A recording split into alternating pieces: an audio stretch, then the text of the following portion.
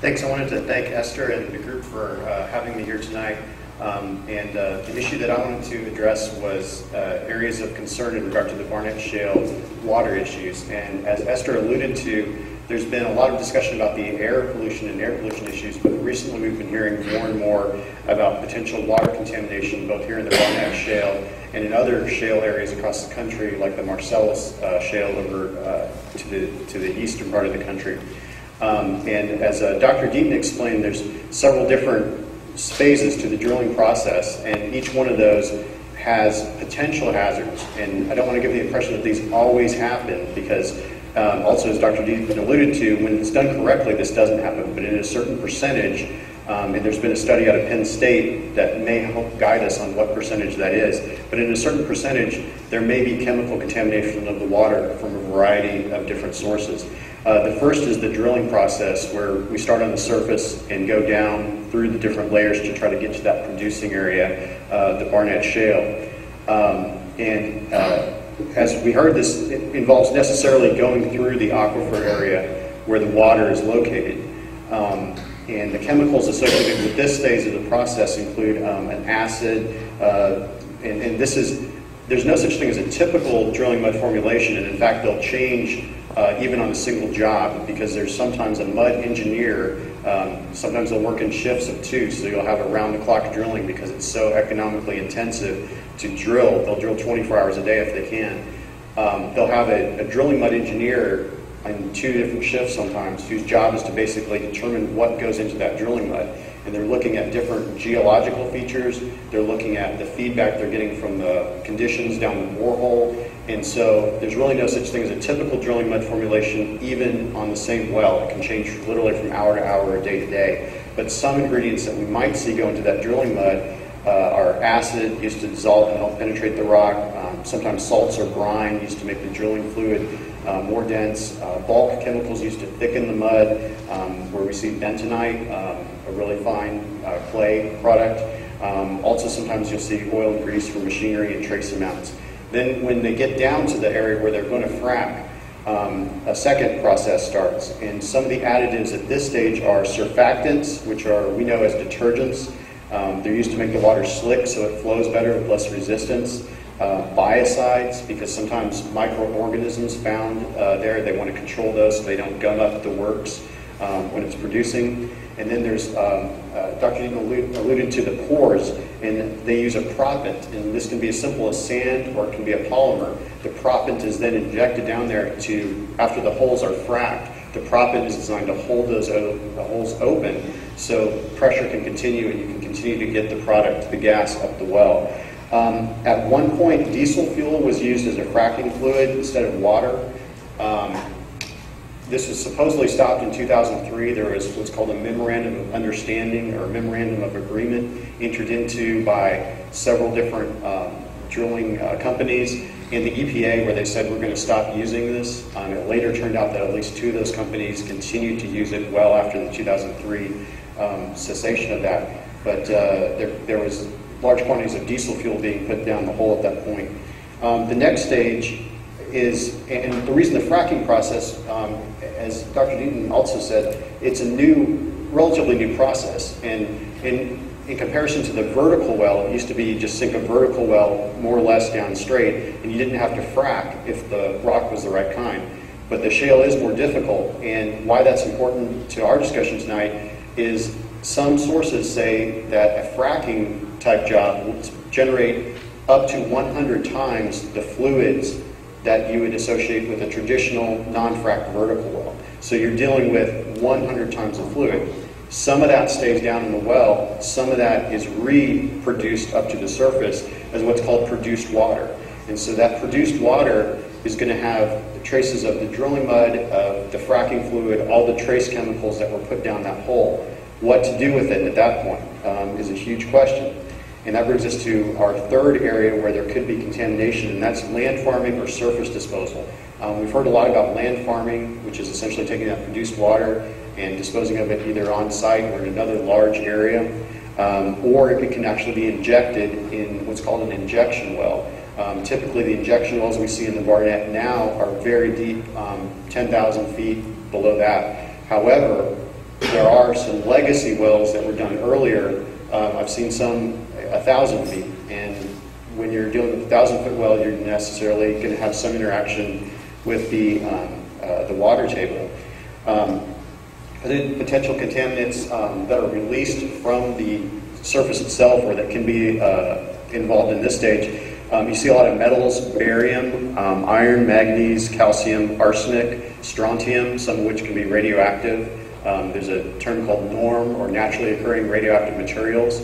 These are just what it says. They're naturally occurring, they're radioactive, they're usually in the ground, they can be produced up, they can have significant levels of radioactivity, chromium and aluminum, methane, and also naturally occurring brine in addition to the brine that was put down there.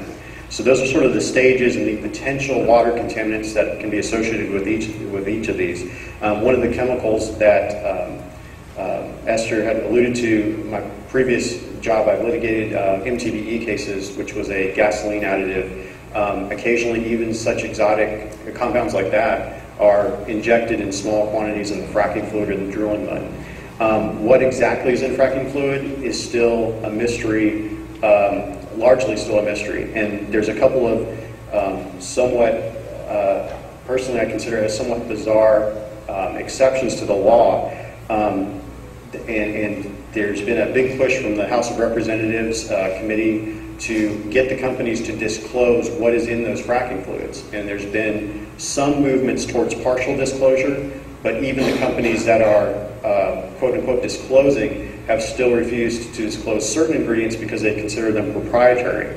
But it's interesting that in a February 2010 letter, the chair of the U.S. House of Representatives committee wrote a letter to 8 oil and gas companies regarding the chemical composition of the fracking fluids, and they were requesting information from the industry on these fracking fluids.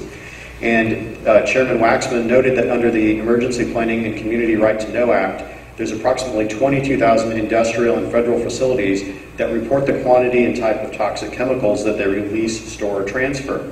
And this is reported to the public every year in an annual report called the Toxic Release Inventory.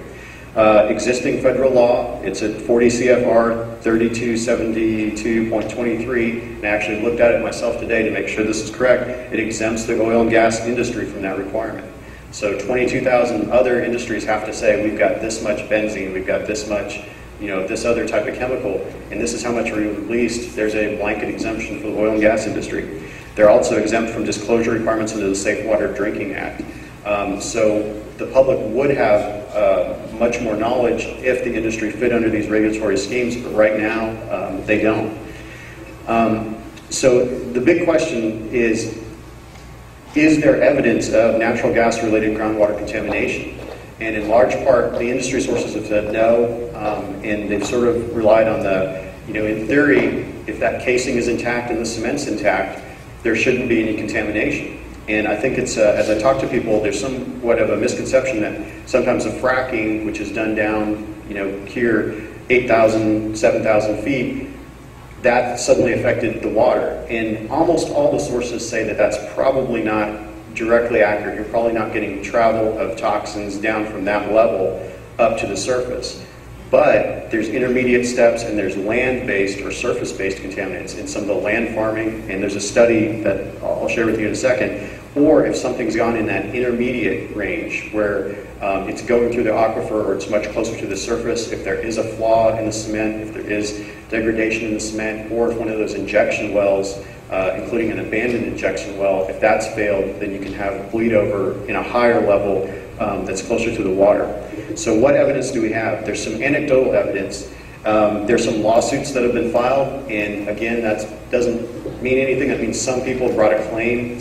Definitely, as a lawyer, I'd be the first to admit that just because a lawsuit's filed doesn't mean something is or isn't true, but there was one filed in the Middle District of Pennsylvania, a federal lawsuit over regarding the Dimock, Pennsylvania area. If you've seen the Gaslands documentary, that the town of Dimock, that was filed in early 2010.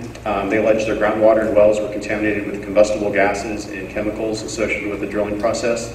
The Pennsylvania DEP, which is like their state version of the EPA, found that, this was a suit against Cabot Oil and Gas, found that Cabot allowed methane from a deep rock formation to enter 14 residential drinking water supplies. So the state agency found that there was some culpability, or at least an apparent culpability on Cabot's part. Just recently, I think this was Tuesday, 13 Susquehanna County families filed suit against Southwest Energy in regard to Marcellus shale drilling. Tests by state regulators showed elevated barium, strontium, manganese in the family's wells. The company is based in Houston. They issued a statement, I believe it was today or yesterday, saying there's no link between Southwestern's well and the water quality issues. There are at least 2 Barnett shale cases on file currently that I'm aware of. There may be more. The filings in both cases involve benzene, toluene, ethylbenzene, and xylene, commonly called the BTEX chemicals. You see those associated, they're hydrocarbons, and you see them associated with various elements of the production process. And just today, the Scranton Times-Tribune out of Scranton, Pennsylvania, reported that ethylene glycol, propylene glycol, ethylbenzene, toluene, and xylene were found in numerous sites around Carter Road in Dimmitt, Pennsylvania. This is another site. The president of the independent lab when he was asked for a quote, he said he couldn't definitely attribute the chemicals to natural gas drilling, but said the presence of the chemicals in close proximity to drilling and fracking was, quote, interesting. Another area we can look at is legislative comments. New York Times, in a March 2010 article, there's one of the oil and gas services companies, BJ Services Company, acknowledged in January 2008 to investigators, again from the House Oversight and Government Reform Committee, that it had violated that 2003 agreement that I talked about earlier, not to use diesel fuel in hydraulic fracturing fluids, because when they first proposed it, or when EPA found out about it, they said this is a bad thing. Diesel fuel and water supplies necessarily don't mix. It was disclosed that Halliburton reported using fracking fluid containing diesel fuel from 2005 to 2007 to fracture oil and gas wells in 15 states, and they used about 807 gallons of it after the memorandum had been signed. The House committee called this a potential violation of the memorandum of agreement entered into between industry and the government. A direct quote from the letter said the companies also indicated that they used other chemicals in their fracturing fluids, such as benzene, toluene, ethylbenzene, and xylene, again the BTEX family of chemicals, that could pose environmental and human health risks.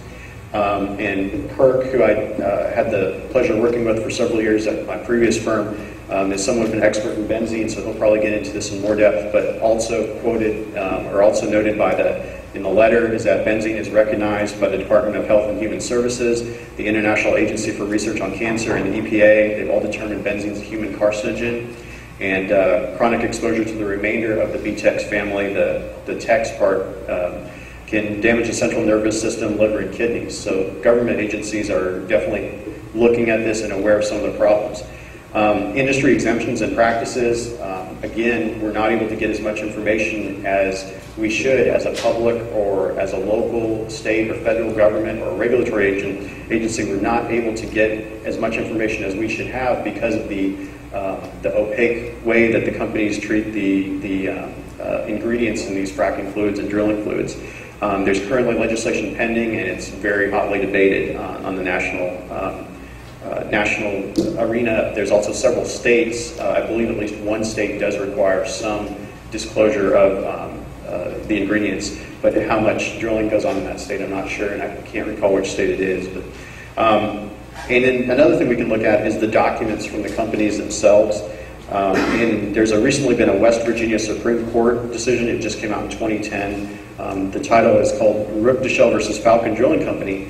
And this wasn't a water damage case. This was a case where a gentleman had died in a drilling explosion, and there was a lawsuit against his employer, which is Falcon Drilling, and there was a cross-liability issue between Falcon Drilling and Halliburton. But Halliburton's release that they had signed with Falcon was central to this. And these are the things that Halliburton wanted a release from. So keep in mind, this is a drilling company, and also its associated companies manufactured those fluids. They wanted a release from a loss of well control, from